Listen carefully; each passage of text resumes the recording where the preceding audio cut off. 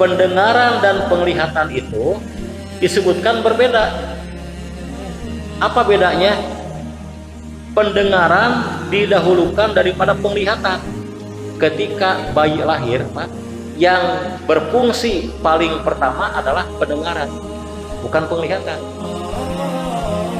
Itu masih mendengar, walaupun sudah tidak bergerak, tidak melihat, tapi pendengaran masih berfungsi. Kalau pendengaran sudah berhenti, ya selesai, Pak. Selesai hidupnya, meninggal.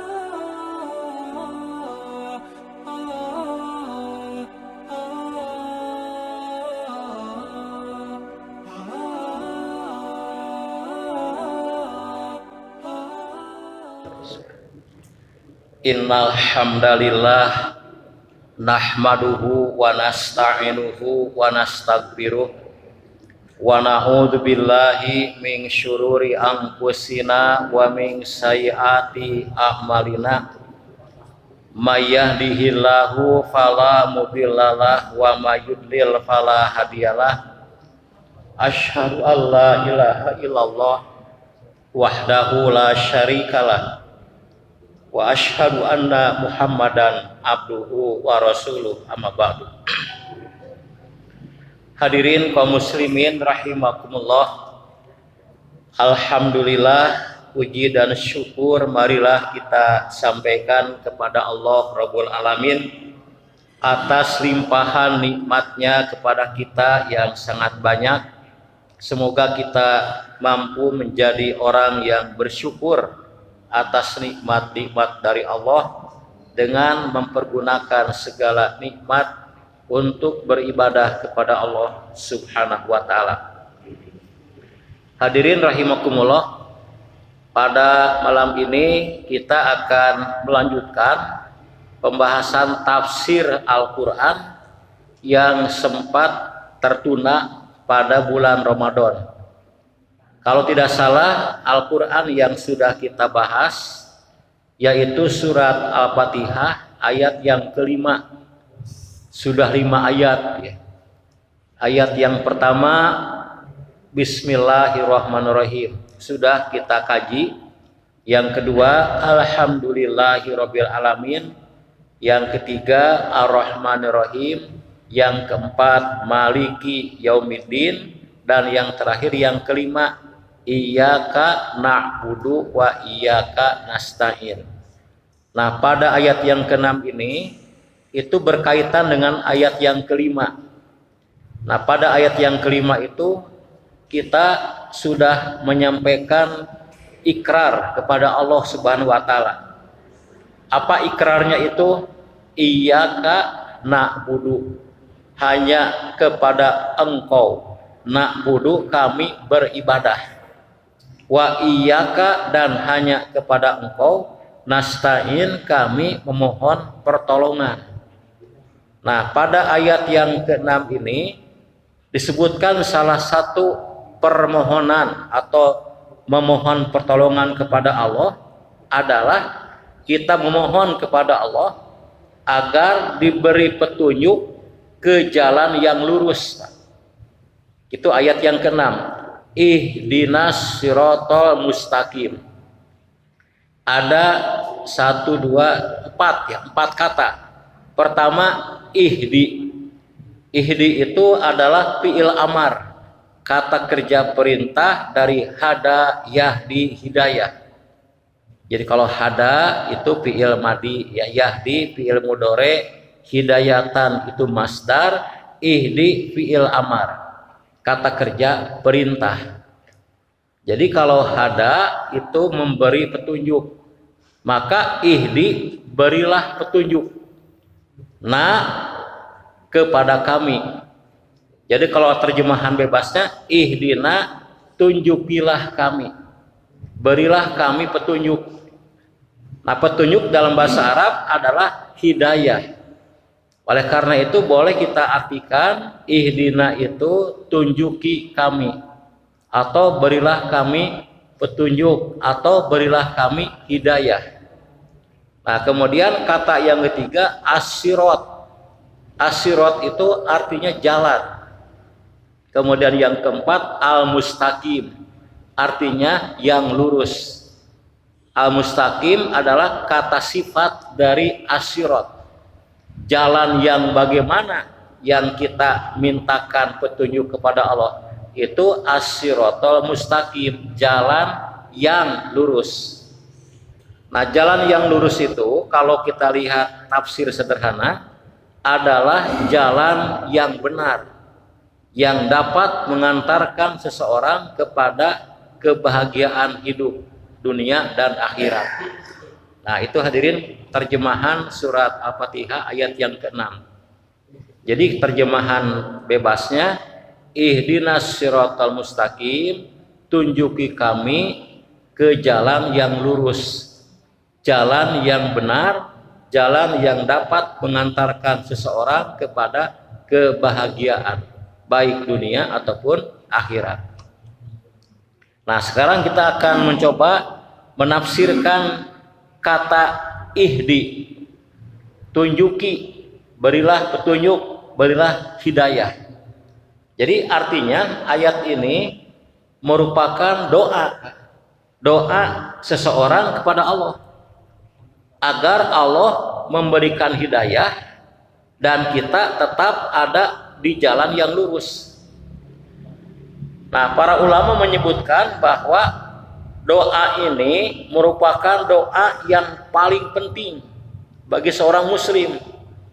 Kenapa paling penting? Ada dua alasan. Pertama, doa ini tercantum di dalam Al-Quran, bahkan pada surat Al-Fatihah sebagai umul Quran, sebagai intisari atau induk Al-Quran.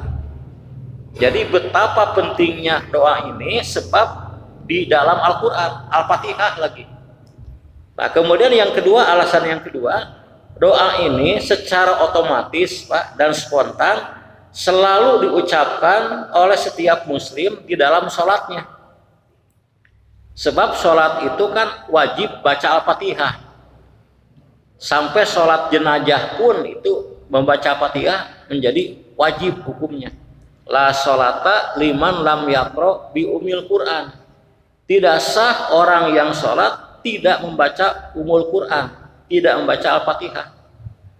Jadi walaupun kita tidak sengaja minta petunjuk, tapi otomatis terucapkan. Makanya ketika sholat baca ayat yang ke-6 ini hendaklah kita penuh perhatian, Pak.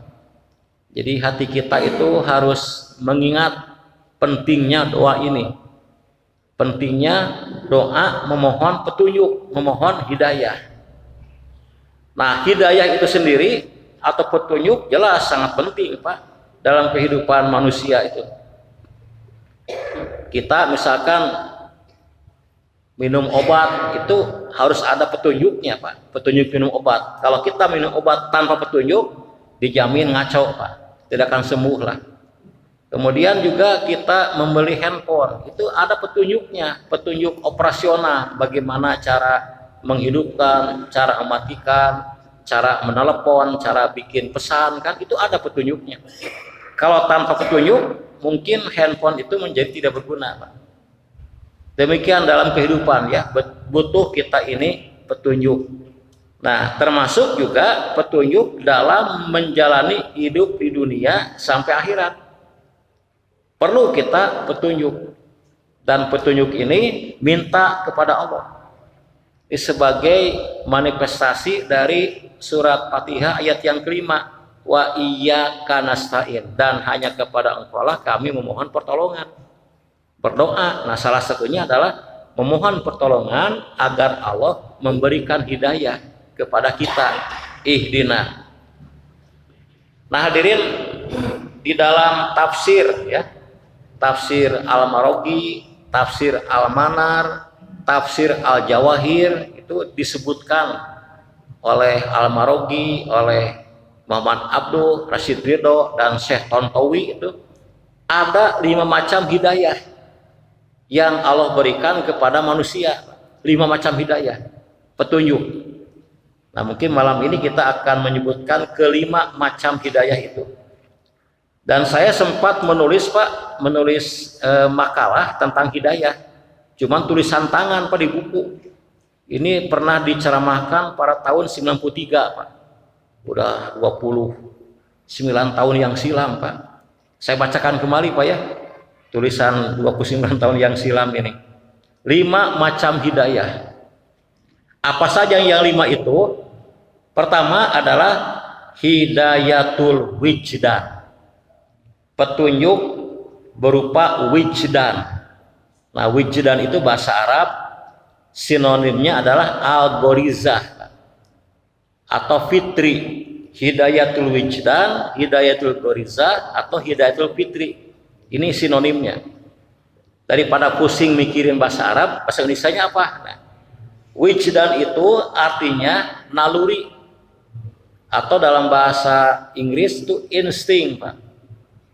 Jadi Allah telah memberikan petunjuk kepada manusia berupa naluri atau insting. Bahkan bukan hanya kepada manusia, kepada binatang pun Allah berikan wijdan, insting atau naluri. Bukan hanya kepada manusia, hadirin. Nah, sekarang apakah yang dimaksud dengan wijdan, insting atau naluri? Itu para pakar psikologi mendefinisikan bahwa wijdan, insting atau naluri adalah kemampuan manusia yang dibawa sejak lahir tanpa diajarkan Pak. Itu naluri. Setiap orang itu punya naluri. Bahkan binatang pun punya naluri. Tidak ada yang mengajar. Ya, contohnya kalau bayi Pak, bayi itu baru usia sehari, dia itu misalkan haus pingin minum air susu, bagaimana dia mintanya kepada orang tuanya? Tidak minta susu, enggak kan? Tapi dia menangis. Nah, menangis. Kalau bayi itu mengantuk, ingin tidur, juga menangis. Kalau bayi itu pipis, itu menangis. Hanya itu yang bayi lakukan, itu yang bisa, yaitu namanya naluri. Jadi kemampuan yang dibawa sejak lahir tanpa ada yang mengajarkan. Apakah bapaknya, ibunya mengajarkan kepada bayi, hei bayi, kalau mau makan nangislah? Enggak Pak. Kalau mau pipis nangislah? Tidak, tapi otomatis Pak. Ini bayi manapun sama, bayi orang Sunda, orang Jawa, orang Batak, orang Eropa, orang Amerika sama, itu menangis Pak. Ini namanya insting atau naluri. Nah, para pakar menyebutkan banyak Pak contoh naluri. Misalkan naluri mempertahankan diri. Nah, tadi siang panas sekali Pak, bagaimana? Buka baju Pak, dibuligir kan Pak ya. Dingin pakai jaket, hujan pakai payung. Ngantuk tidur, lapar makan, nggak punya duit minta, bere maling Pak. Nah, itu mempertahankan diri ya, naluri Pak. Kemudian apa naluri yang lain contohnya? Misalkan ingin tahu. Sekarang ada bahasa keren namanya kepo Pak ya. Ingin tahu itu naluri manusia. Ingin mengetahui ya. Yang ketiga contoh lain, ingin memiliki. Rasa ingin memiliki juga itu adalah naluri. Ingin memiliki harta, ingin memiliki jabatan, ingin memiliki apapun yang berguna buat kita. Nah, itulah naluri ingin memiliki. Kemudian takut, khawatir, cemas, itu juga naluri manusia. Nah, itu tidak ada yang mengajarkan. Nah, kemudian hadirin, naluri atau insting atau wijdan atau gorizah ini ada bedanya untuk manusia dan untuk binatang. Ya, bedanya ada 2 atau 3 ya. Ya, saya sebutkan aja Pak. Pertama, naluri manusia dapat menerima pendidikan, perbaikan, dan kemajuan. Sedangkan naluri pada hewan tidak. Jadi pendidikan, contoh Pak, naluri ingin tahu, itu dengan pendidikan diarahkan, ingin tahu tentang ilmu. Dengan ingin tahu orang menjadi belajar, bertanya, mencari ilmu. Karena ingin tahu juga bisa yang negatif, Pak. Ingin tahu urusan orang lain, Pak. Ingin tahu rahasia orang lain. Sampai mencari-cari kesalahan orang lain, itu kan negatif. Nah, jadi bisa menerima pendidikan, perbaikan, dan kemajuan. Binatang tidak, Pak. Nah, kemudian yang kedua, naluri pada manusia dapat menjadi dasar kebaikan dan keburukan. Artinya dengan nalurinya manusia bisa menjadi baik atau bisa menjadi jahat. Kalau binatang kan tidak. Contohnya tadi, naluri ingin tahu, bisa jadi baik, dia menjadi belajar, atau menjadi orang yang meneliti keburukan orang lain. Naluri ingin memiliki, nah, itu bisa menjadi orang giat bekerja, ingin punya uang yang banyak, punya harta yang melimpah, rajin bekerja. Tapi dengan rasa ingin memiliki juga bisa jahat, sampai ia menipu, ia mencuri, ia itu berbuat dusta dan kejahatan yang lainnya. Kalau binatang mah tidak, Pak. Binatang tidak ada jadi baik atau jadi buruk, kan tidak ada kucing yang baik atau kucing yang buruk, yang jahat, tidak. Nah, hadirin, kemudian yang ketiga, nah, naluri itu tidak dapat dibunuh atau dihapuskan, nggak bisa dihilangkan, sebab itu pengetahuan dasar yang Allah berikan kepada manusia sejak lahir. Nah, ini yang pertama, Pak, hidayatul wijdan atau naluri. Nah, yang kedua, Pak, hidayah yang kedua yang Allah berikan kepada manusia, bahkan kepada binatang juga, itu hidayatul hawas. Apa hawas? Indra, Pak. Hawas. Nah, kita diberikan 5 indra oleh Allah Subhanahu wa taala, ya. Mata, pertama mata untuk melihat, kedua telinga untuk mendengar, ketiga hidung untuk mencium, keempat lidah untuk mengecap, kelima kulit untuk meraba. Itu namanya panca indera. Jumlahnya ada 5. Nah, tetapi hidayah yang kedua ini pun diberikan Allah kepada manusia dan kepada binatang. Nah, indera merupakan pelengkap insting, Pak, naluri. Sampai ada sebuah ungkapan para ulama, al-hawasu abwabul ma'rifah. Indera itu adalah pembuka pengetahuan.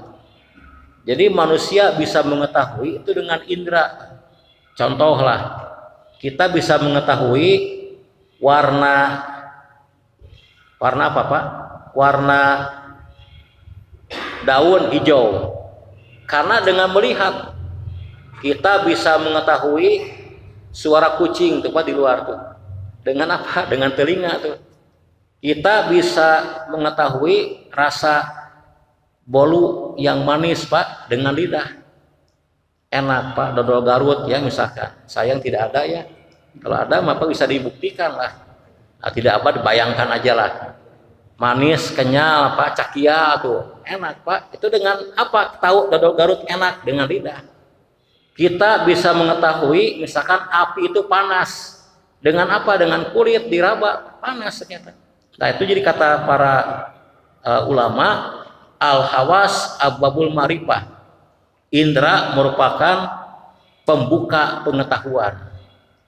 Nah, dalam teori filsafat, Pak, ada namanya epistemologi, Pak. Bagaimana manusia bisa mengetahui yang ada di luar dirinya, di antaranya dengan indra, Pak. Bahkan di barat ada sebuah teori filsafat namanya empirisme, Pak, yang mengatakan bahwa pengetahuan manusia itu dari pengalaman, dari penglihatan, pendengaran, penciuman, perabaan, pengecapan, Pak. Jadi manusia itu mengetahui dengan indera. Kalau yang tidak dapat dilihat, tidak dapat diraba, itu tidak dapat diketahui. Tentu ini keliru ya, keliru hadirin. Empirisme itu. Jadi pengetahuan manusia itu berdasarkan inderanya. Indera merupakan sumber pengetahuan. Itu epistemologi yang sekuler, Pak. Jadi kalau orang barat yang punya aliran empirisme ditanya apakah Tuhan ada? Tidak ada. Kenapa? Tidak dapat dibuktikan dengan indera. tidak kelihatan, tidak kedengaran, tidak teraba. Apakah malaikat ada? Tidak ada. Apakah jin ada? Ada di Cihampelas. Itu mah kain jin, Pak. Nah, jadi itu aliran empirisme yang menekankan bahwa indera lah sumber satu-satunya pengetahuan. Manusia bisa mengetahui dengan inderanya.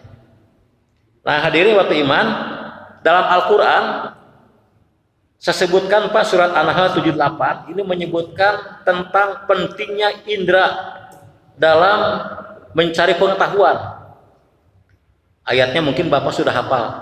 Wallahu akhrajakum mim butuni ummahatikum la ta'lamuna syai'an wa ja'ala lakumus sam'a wal absara wal afidah la'alakum tashkurun. Ini kalau Bapak yang belajar filsafat, Pak, ini merupakan epistemologi Islam. Bagaimana manusia mengetahui? Nah, ini ayatnya. Allah mengeluarkan kalian dari perut ibu kalian la ta'lamuna syai'an, dalam keadaan tidak mengetahui apapun. Semua manusia, Pak, termasuk profesor ya, waktu lahirnya tidak tahu apa-apa. Sama dengan orang awam, walaupun dia profesor, Pak. Ketika lahir la ta'lamuna syai'an, tidak mengetahui apa-apa. Wa ja'ala lakumus sam'a wal absar wal afidah. Kemudian Allah jadikan buat kalian as-sam'a, pendengaran, wal absar, dan penglihatan, wal afidah, dan hati. La'alakum tashkurun, agar kalian bersyukur. Nah, bersyukur itu mempergunakan pendengaran, penglihatan, dan hati untuk mendapatkan pengetahuan yang benar, sehingga dengan pengetahuan itu dia menjadi orang yang beriman dan bertakwa kepada Allah. Itu bersyukur. Nah, ayat ini menjelaskan tiga apa ya? As-sam'a, pendengaran, absor, penglihatan, afidah, hati. Indra yang disebutkan cuma dua, pendengaran dan penglihatan. Kenapa cuma dua, Pak? Duka, Pak, tidak tuna begitu kan? Tapi ada ulama yang mengatakan, Pak, kenapa cuma dua? Sebab di antara 5 indera itu, Pak, yang paling penting, yang paling dominan dalam kehidupan cuma dua, pendengaran dan penglihatan. Itu. Nah, kemudian yang menarik Pak, dalam ayat ini, juga ayat lain, pendengaran dan penglihatan itu disebutkan berbeda. Apa bedanya? Pendengaran didahulukan daripada penglihatan. Itu, Pak. Pendengaran baru penglihatan. Ini ada hikmahnya. Kenapa urutannya mendengar baru melihat? Ini ada penelitian ilmiah, hadirin. Ini mujizat Al-Quran. Sebab gini, Pak, banyak alasan. Pertama, ketika bayi lahir, Pak, yang berfungsi paling pertama adalah pendengaran, bukan penglihatan. Bapak masih ingat waktu bayi, Pak, waktu lahir? Oh, lupa lagi, jangan dipaksakan lah.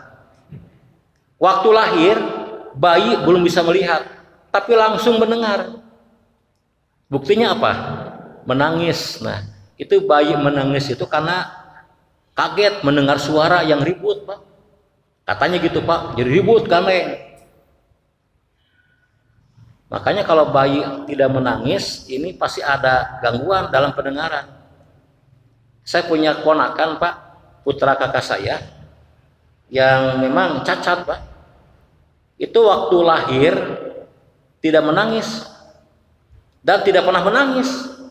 Kenapa? Tidak pernah mendengar suara. Setelah diperiksa ternyata tidak mendengar, Pak. Tunarungu,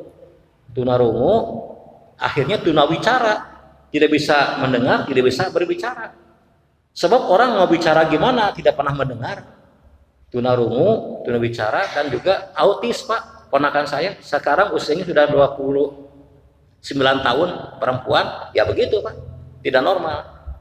Nah, jadi beruntunglah kalau Bapak punya bayi menangis, Pak. Bapak melahirkan nanti, Pak, ya, menangis, alhamdulillah, itu normal, mendengar. Jadi ketika bayi itu lahir, yang duluan berfungsi itu pendengarannya, bukan penglihatannya. Bisa mendengar tapi belum bisa melihat. Kapan bisa melihat? Katanya sebulan, Pak. Sudah bisa melihat. Kalau mendengar sejak lahir. Makanya dia menangis kaget. Ketika di alam rahim kan jempling pas sepi, Pak. Lahir, wah, kedengaran suara aneh-aneh. Jadi berteriak keras. Nah ini. Jadi pertama, kenapa itu pendengaran lebih dominan daripada penglihatan? Sebab menurut fakta ilmiah, yang pertama berfungsi adalah pendengaran. Sekaligus yang terakhir hilang itu pendengaran. Maka orang mau meninggal, Pak, nanti Bapak mengalami, kalau mau meninggal, itu mata nggak bisa melihat, Pak. Mata nggak bisa melihat, ya. Tapi telinga itu masih berfungsi. Makanya orang yang akan meninggal kan dianjurkan kita memberikan talqin, ya, Pak. Lakinu mautakum la ilaha illallah. Itu masih mendengar. Walaupun sudah tidak bergerak, tidak melihat, tapi pendengaran masih berfungsi. Kalau pendengaran sudah berhenti, ya selesai, Pak. Selesai hidupnya, meninggal. Kemudian yang ketiga, dalam Al-Quran, hadirin, Al-Quran juga menyebutkan bahwa telinga itu lebih penting dalam proses pencarian kebenaran. Coba, Pak, di dalam Al-Quran, ya, ciri orang beriman itu sami'na wa ata'na, mendengar dan taat, bukan melihat, mendengar. Coba ya, sami'na wa ata'na, kami mendengar dan kami taat. Nanti, Pak, di akhirat orang-orang kafir, orang-orang jahat yang masuk neraka menyesal. Kenapa menyesal? Ketika di dunia tidak mendengar ayat-ayat Allah. Coba Bapak buka surat Al-Mulk ayat 10, Pak. Wa qalu law kunna nasma'u aw naqilu ma kunna fi ashabis sa'ir. Mereka berkata, ini orang yang masuk neraka, lau kunna, seandainya kami dahulu, Pak, nasma'u, mendengar, aw naqilu, atau berpikir, ma kunna fi ashabis sa'ir, kami tidak akan jadi ahli neraka. Jadi kenapa orang ke neraka?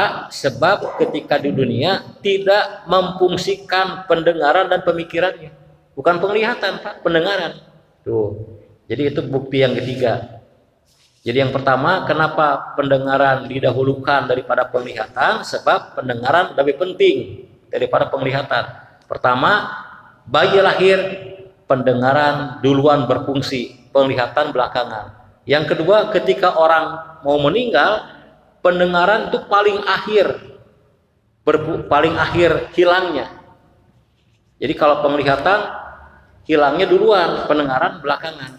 Makanya masih bisa mendengar kalimat la ilaha illallah. Mau coba, Pak? Nanti kita talkinkan, sok siapa yang siap lah.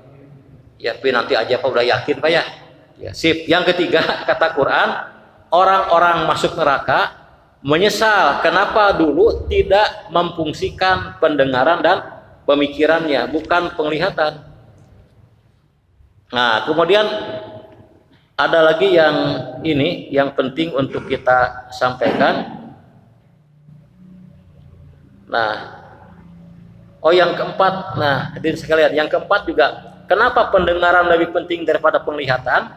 Sebab orang mendengar bisa di tempat yang gelap, tapi kalau orang melihat harus tempat yang terang. Coba kalau misalkan kita itu di tempat yang gelap, kedengaran kan suara, Pak? Kalau melihat tidak bisa. Mendengar bisa di tempat yang gelap tanpa ada cahaya. Melihat harus ada cahaya di tempat yang terang. Makanya orang kalau sedang tidur terkejut bangun karena apa, Pak? Karena mendengar. Sedang tidur tiba-tiba ternyata kenteng jatuh, Pak, ke kamar, bangun. Nggak melihat kan? Tidak ada orang ketika tidur tiba-tiba terbangun, kenapa? Melihat kucing lompat, enggak kan? Nggak kelihatan. Tapi kalau kedengaran baru dia bangun. Itu, Pak. Sedang tidur tiba-tiba bangun, kenapa? Ada orang buka pintu, ternyata maling masuk kan? Walaupun nggak kelihatan tapi dapat kedengaran. Jadi pendengaran itu lebih ini Pak, lebih penting. Makanya Bapak kalau lihat orang yang musabakoh Pak, ada orang yang tunanetra bisa baca Quran lebih pandai daripada orang yang melek. Di Jalan Pajajaran ada Wiataguna Pak, dekat stasiun lah. Itu kan banyak orang-orang tunanetra yang pandai membaca Al-Quran. Walaupun mereka tidak melihat, asal bisa mendengar. Tapi orang yang tidak bisa mendengar nggak bisa baca Quran. Itu bedanya Pak. Kan musabakoh tunanetra ada Pak. Tidak ada musabakoh tunarungu nggak ada. Betul Pak ya? Ada tunanetra yang pintar Pak. Bahkan ada jagoan Pak, si buta dari gua hantu. Walaupun dia buta, tapi dia bisa mengalahkan 10 orang yang melek. Itu jagoan Pak. Dia jalannya ke arah timur, dari barat ada 5 orang nyerang pakai golok Pak, bisa ditangkis Pak, berbalik badan. Si buta dari gua hantu. Tidak ada si tuli dari gua setan, tidak Pak. Ya ada si buta dari gua hantu. Karena dalam ilmu silat juga orang itu kalau buta pendengaran masih jalan bisa mengalahkan yang melek Pak. Karena pendengaran lebih penting. Katanya kedengaran Pak. Orang yang berjalan pun kedengaran. Bahkan kalau ada golok yang akan menebas leher juga kedengaran anginnya. Kalau terlatih, kalau kita mah Pak, hare-hare Pak, apa apal buntung Pak, ya ini. Nah itu hadirin. Jadi pendengaran lebih penting daripada penglihatan. Nah kemudian yang menarik Pak, ini mukjizat Al-Quran ya tentang pendengaran dan penglihatan. Dalam Al-Quran, kalau pendengaran itu menggunakan mufrad. Kalau penglihatan itu jamak, tunggal dan jamak. Contoh Pak, as-sam'a. Sama itu pendengaran tunggal Pak. Kalau penglihatan itu basor, ternyata absor. Pendengaran menggunakan mufrad, penglihatan menggunakan jamak. Ini kenapa? Nah, ini ada rahasianya. Sebab katanya gini Pak, kalau pendengaran itu bisa ke semua arah. Ya misalkan kita sedang duduk menghadap ke timur saya Pak, saya bisa mendengar suara dari timur. Jelas, dari sebelah kanan kedengaran, dari kiri, dari belakang, atas bawah Pak. Itu 6 arah. Depan, belakang, kiri, kanan, atas bawah. Suara dari manapun datangnya bisa kedengaran. Betul nggak Pak? Kalau penglihatan bisa nggak Pak? Semua arah? Enggak. Kalau penglihatan Pak hanya bisa yang kelihatan ke depan, kelihatan. Saya nggak bisa melihat mimbar Pak. Kenapa? Di belakang. Maka kalau Bapak itu duduk di mimbar, tidak akan saya lihat. Kalau Bapak menggebuk mimbar, kedengaran Pak. Walaupun saya melihat ke timur. Makanya ada tata rucingan kan Pak ya. Jauh mana gunung dengan telinga Pak coba. Jauh mana gunung dan telinga? Katanya jauh telinga Pak. Karena gunung itu kelihatan. Kalau telinga nggak kelihatan, tapi dapat dipegang Pak. Jadi telinga itu walaupun dekat Pak, jangan telinga itulah tengkuk lah, tengkuk ini walaupun dekat nggak kelihatan. Tapi kalau gunung walaupun jauh kelihatan. Jadi kalau mata itu hanya bisa melihat yang di depan. Kalau telinga bisa mendengar dari depan, belakang, kiri, kanan, atas, bawah. Itulah telinga. Makanya kalau Bapak sedang Jumatan, pengalaman kan Pak, bisa sambil perem Jumatan Pak ya.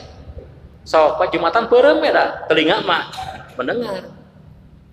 Khotib sedang khutbah, kadang-kadang saya kalau khutbah Pak dilihat jamaatnya tidur semua, kan tidur merem, berbaik sangka, mata pejam, tapi telinga tengah denge.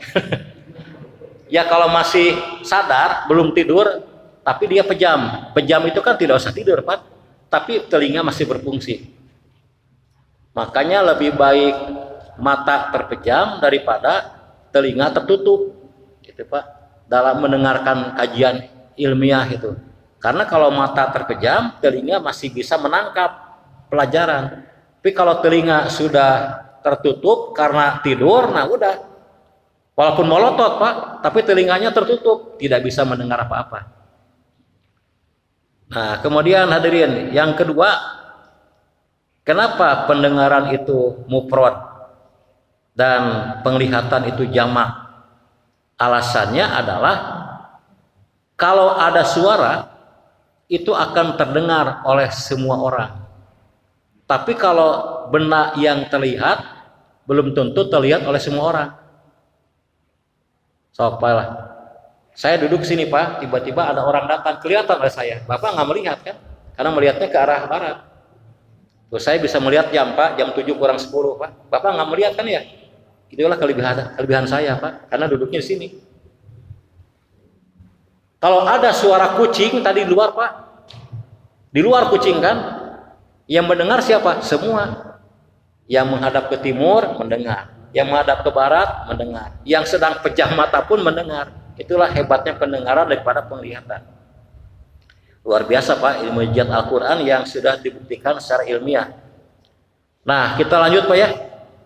Panjang lebar Pak tentang hidayatul hawas ini. Nah, kemudian penting digarisbawahi, menurut Al-Quran, menurut hadis, indera itu tidak cukup bagi manusia untuk meraih kebenaran dan kebahagiaan. Dengan indera saja manusia tidak bisa cukup Pak untuk mencapai kebenaran dan kebahagiaan. Kenapa? Sebab kadang-kadang indera itu menipu kita. Yang kita lihat itu belum tentu benar. Coba Bapak berangkat ke sebelah selatan Pak, ada rel kereta api. Coba melihat ke arah timur sana, ke arah Ranca Ekek. Pandang Pak rel. Ternyata relnya bertemu Pak, gini ya, nyambung ya? Nyambung Pak. Lihat ke barat ke arah Kircon, nyambung juga. Pertanyaannya, apakah rel itu nyambung gini, bertemu? Enggak, kalau nyambung kereta api jatuh itu, tidak akan bisa jalan. Tidak, pas sejajar. Buktikan coba berangkat ke Cileunyi, ke Ranca Ekek, ternyata sejajar. Lihat ke Gede Bage, nyambung Gede Bage sini Pak. Nah, itu kan salah penglihatan. Ada teka-teki Pak di kita itu. Ada benda, kalau jauh kelihatan bulat, pas dekat persegi. Apa itu? Salah lihat Pak. Iya salah lihat. Kalau jauh bulat, dekat persegi, benar Pak. Salah lihat Pak. Salah ketinggalian. Itulah. Coba saya tanya lagi, mana yang lebih gede Pak? Nyiru atau nyiru Pak? Nyiru atau bulan Pak? Gedean nyiru Pak. Betul tidak? Kelihatannya nyiru lebih gede, tapi yang benar bulan lebih gede. Kenapa? Salah lihat. Kalau kita datang ke bulan, bulan lebih gede daripada nyiru. Nah itu mata itu tidak bisa dijadikan standar kebenaran. Seringkali salah lihat Pak. Dan juga terbatas Pak, penglihatan, pendengaran itu terbatas. Bahkan ya, dalam beberapa hal indera binatang lebih hebat daripada indera manusia. Dalam hal penglihatan, mata manusia dengan mata kucing ternyata lebih hebat mata kucing. Sampai sekarang belum pernah ada kucing pakai kacamata Pak. Matanya normal, meureun Pak. Sedangkan kita kan tuh, saya Bapak banyak pakai kacamata karena ada gangguan penglihatan. Kalau kucing mah sehat Pak, tidak kacamata. Mata kita nggak bisa melihat tikus di tempat yang jauh, kucing melihat Pak. Tuh hebatnya kucing. Kemudian pendengaran juga, pendengaran anjing lebih hebat daripada pendengaran manusia Pak. Nah, ini banyak fakta-fakta. Oleh karena itu, indera itu tidak cukup untuk manusia mencari kebenaran dan kebahagiaan. Butuh yang ketiga. Nah, hidayah yang ketiga itu ini khusus diberikan kepada manusia, tidak kepada binatang. Apa itu? Hidayatul akli, hidayah akal. Naluri indera ketiga akal. Nah, kalau akal itu hanya diberikan kepada manusia saja. Makanya orang sepakat perbedaan antara manusia dan binatang adalah akalnya. Manusia diberi akal, binatang tidak diberi akal. Nah, kemudian hadirin, para ulama kita mendefinisikan akal. Ini yang mendefinisikan akal itu biasanya adalah para filosof, para psikolog, Pak. Apa itu akal? Kalau para ulama merumuskan al-aqlu ma yupariku bainal haq wal batil. Akal itu adalah sesuatu yang dapat membedakan antara benar dan salah. Itu akal. 2 tambah 3 sama dengan 7. Benar salah? Kalau dengan indera nggak kelihatan kan Pak bedanya. Tapi dengan akal oh beda.